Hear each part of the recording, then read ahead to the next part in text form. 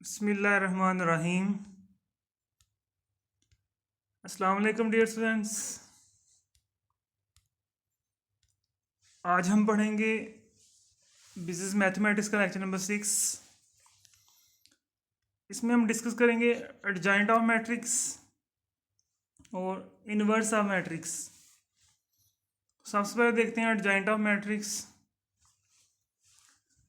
If A is N E square matrix then the adjoint of A is defined as the transpose of the matrix obtained by replacing the element of A by their corresponding cofactors। कह रहा है ए एक square matrix है तो उसका adjoint of matrix, तो उसका adjoint हम इस तरह फाइंड करेंगे कि जो हमारे पास कोफैक्टर मैट्रिक्स होगा उसको हम ट्रांसपोज कर लेंगे। तो अगर हम कोफैक्टर मैट्रिक्स का ट्रांसपोज कर लेंगे, उसकी रोज को कॉलम्स में बदल दें, तो वो आ जाएगा adjoint of matrix. Adjoint A is equal to transpose of the cofactor matrix.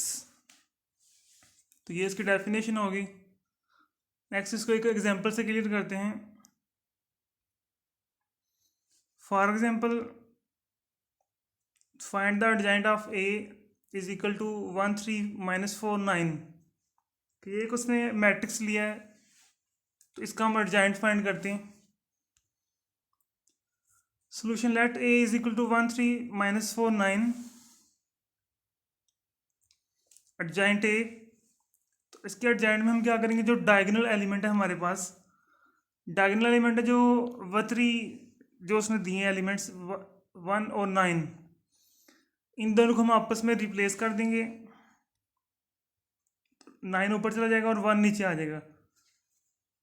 और जो सेकेंडरी डायगोनल एलिमेंट है हमारे पास 3 और -4, उन दोनों का हम साइन चेंज कर देंगे।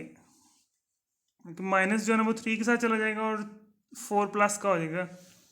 तो ये जो ना हमारा एडजॉइंट हो जाएगा -3 और 4। इस तरह हम एडजॉइंट फाइंड करेंगे 2 बाय 2 ऑर्डर में, कि जो डायगोनल एलिमेंट्स हैं उनकी हम जगह चेंज कर देंगे, और जो सेकेंडरी डायगोनल एलिमेंट होते हैं उन दोनों की हम साइन, उन दोनों की अलामत चेंज कर देते हैं। तो इस तरह इसका एडजॉइंट जो है ना बन जाते हैं।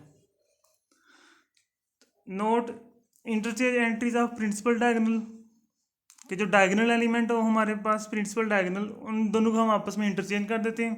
पहली रिक्वायरमेंट ये होती है एडजॉइंट की।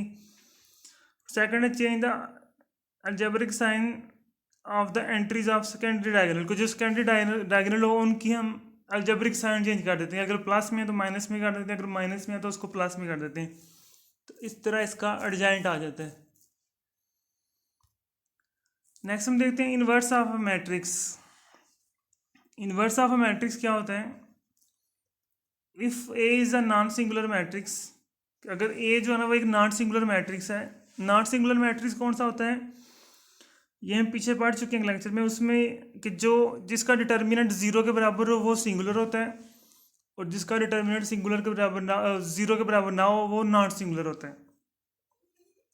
तो ए यहाँ पे उसने लिखा है if A is a non singular matrix, कि अगर एक ए जो है वो नॉन सिंगुलर मैट्रिक्स है, then inverse of matrix A is denoted by A inverse. इसको हम ए इनवर्स से जाहिर करेंगे। ए पावर में उसने -1 रखा है, तो ये इसकी अलामत है ए इनवर्स की। And is defined as ratio of adjoint matrix of a matrix A and determinant of matrix A. कि ये एक रेशियो होती है एडजॉइंट ऑफ मैट्रिक्स ए की और डिटर्मिनेंट ऑफ मैट्रिक्स ए, कि दोनों की जो आपस में रेशियो होती है एडजॉइंट ए की और डिटर्मिनेंट ए की, उसको हम कहते हैं ए इनवर्स। जैसा कि नीचे फार्मूले में आप लोगों को नजर आ रहा है, A inverse is equal to adjoint A over A determinant. तो हम रेशियो को भी ऐसे लिखते हैं 1/2। तो इस तरह ये एडजॉइंट ए और डिटर्मिनेंट ए की रेशियो बन जाएगी। अब इसको एक एग्जांपल से क्लियर करते हैं हम। एग्जांपल लेते हैं, फाइंड इनवर्स ऑफ 4 9 7 6। तो ये एक मैट्रिक्स लिया, हम इसका इनवर्स फाइंड करते हैं। Solution let given matrix be denoted by A, कि जो मैट्रिक्स उसने दिया ऊपर उसका नाम हम ए रख लेते हैं, उसको ए से जाहिर करते हैं।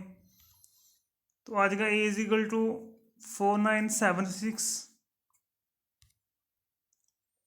तो इन्वर्स के लिए आप लोगों को पता है सबसे पहले हमें एडजेंट चाहिए, क्योंकि इन्वर्स जो है ना वो रेशियो होती है एडजेंट ए डिवाइड डिटर्मिनेंट ए। तो पहले हम एडजेंट फाइंड कर लेते हैं इसका। तो जब एडजेंट लेंगे इसका तो हम क्या करेंगे, ये जो इसका डायगोनल एलिमेंट है ए मैट्रिक्स के 4 और 6, इन दोनों को हम आपस में रिप्लेस कर देंगे। 6 ऊपर चला जाएगा और 4 नीचे आ जाएगा।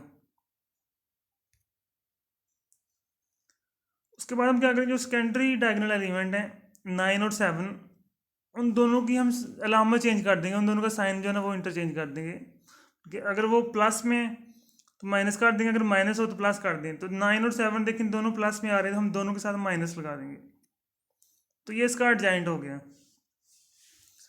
अब हम इसका डिटर्मिनेंट फाइंड करेंगे, फिर उसके बाद उनको फार्मूले में पुट कर देंगे। तो डिटर्मिनेंट फाइंड कर लेते हैं इसी का। मैट्रिक्स ए लिया हमने 4 9 7 6, तो जब डिटर्मिनेंट लेंगे तो हम पैरेलल लाइंस में लिख देंगे इसी मैट्रिक्स को।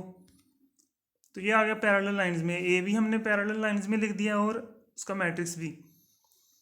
अब इसको कैसे सॉल्व करेंगे, जो इसके डायगोनल एलिमेंट है 4 और 6, पहले हम उनको मल्टीप्लाई करेंगे आपस में।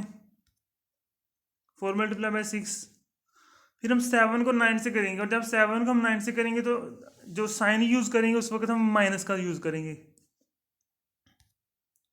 तो आज का -7 मल्टीप्लाई बाई 9। अब इसको सॉल्व कर लेते हैं। 6 को 4 से मल्टीप्लाई करेंगे तो 6 4 24, आगे -9 7 63।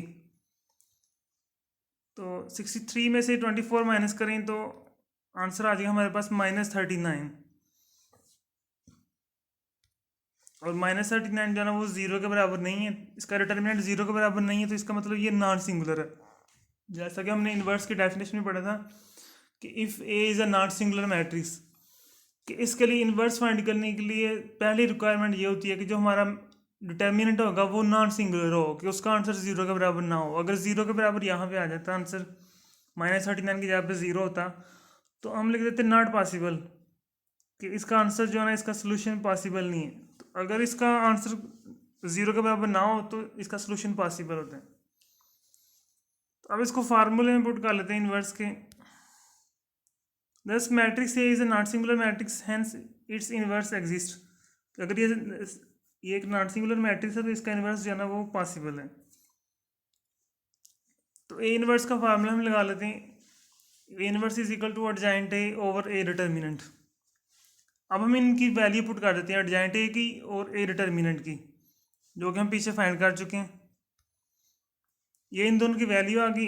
एडजेंट ए आ गया हमारे पास 6 -9 -7 4, और डिवाइड में ए डिटर्मिनेंट की वैल्यू आ गई -39। अब हम नेक्स्ट टाइम में क्या करेंगे, -39 जो है ना वो ऊपर जो मैट्रिक्स दिया उसके साथ डिवाइड हो रहा है, तो ये हर एक एलिमेंट के साथ डिवाइड होगा। मतलब 6 ओवर -39, उसके बाद -9 ओवर -39, फिर -7 ओवर -39, और लास्ट पे 4 ओवर -39। तो हर एक को हम -39 से डिवाइड कर देंगे। तो ये हमने सबको डिवाइड कर दिया -39 से। अब हम इसमें से अगर कोई चीज़ कट हो जाती है तो उसको कट कर लेंगे, हम शार्ट कर लेंगे। तो 6 को हम 39 से डिवाइड कर लेते हैं, और नेक्स्ट 9 ओवर 39 ये भी आपस में 3 के टेबल से डिवाइड हो जाएगा। 7 ओवर 39 ये आपस में डिवाइड नहीं होगा, तो इसको हम ऐसे ही रहने देंगे। और -4 ओवर 39 ये डिवाइड हो जाएगा आपस में, तो इनको हम डिवाइड कर लेते हैं। तो ये हमारे पास आंसर आ गया -2 ओवर 13। 3 के टेबल से हमने दोनों को कैंसिल किया, फिर 9 ओवर 39 को जब हम 3 के टेबल से किया तो वो 3 ओवर 13 हो गया, और नीचे वाले दोनों ऐसे ही लिख दिए हमने। तो ये हमारा इन्वर्स फाइंड हो गया। तो आज का लेक्चर हमारा यहीं पे ख़त्म होता है। नेक्स्ट लेक्चर के लिए हम देखेंगे नेक्स्ट लेक्चर में।